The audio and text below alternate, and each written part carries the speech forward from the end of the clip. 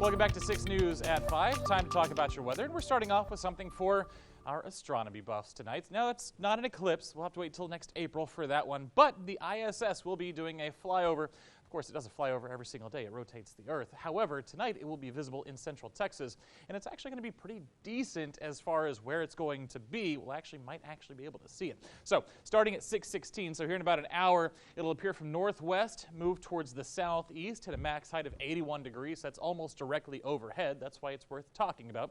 You can actually see it. If you have a telescope, it'll look like the ISS. If you don't, it'll just look like a really bright star moving across the night sky. Now, what is northwest to southeast? I know not everybody has the directional sense, but that's basically, if you're in Temple, that's Highway 36. That's the direction it runs. And if you're in Waco, it's the direction Highway 6 runs. If you're anywhere in between, again, 6, 190, all those highways typically tend to run from northwest to southeast. So that's just something for us to look at tonight. We'll talk about it anytime it flies over, anytime it's going to be visible out there. We'll talk about it, of course. So what are viewing conditions going to be like? Well, 62 out there right now in Marlin and Temple and Killeen, 63. Gatesville right now, the same there at 63, and in Hamilton as well. So pretty decent as far as the temperatures go. The problem, though, with ISS visibility tonight is, of course, going to be this blanket of cloud cover moving in from the west. Hopefully it holds off long enough so that we can see the ISS as it flies by, but we'll keep our fingers crossed for that one. But again, this cloud cover moving in is also going to do something else for us. Now, to transition to our weather talk,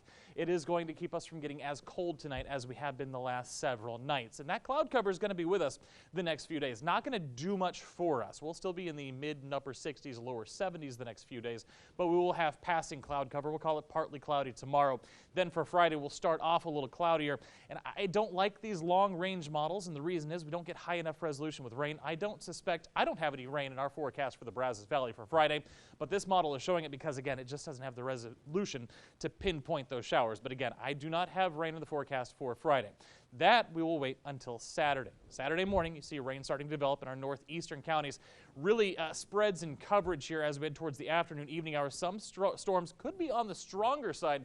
Don't have a real severe threat yet. We'll wait and see what happens tomorrow as these models continue to progress. But some storms could be strong, could have some gusty winds and some small hail. What do our rain chances look like? Well, they increase from west to east. Our western counties, not much of a chance at all, to about 40 to 50% for the Brazos Valley and our far eastern counties. So again, for our western viewers, there's just not much there to talk about. It's primarily going to be for the eastern 6 News viewing area that we're talking about this rain, and the totals have dwindled a little bit in the most recent model runs, down to about a ½ inch for Bryan College Station, right around a 1/10 of an inch for everybody else. That's Saturday, though. Let's talk about tonight. How about the 40s? We've been seeing the 30s the last couple of nights. Might be a little bit warmer as you wake up tomorrow morning than it has been the last couple of days. Another day spent right around 70 degrees under those partly cloudy skies. We'll stay even warmer than that on Friday as those winds increase as that next system moves in. Saturday, rain before the front, cooler behind the front with temperatures right around 60 degrees on Sunday. All right, Matt, thanks for the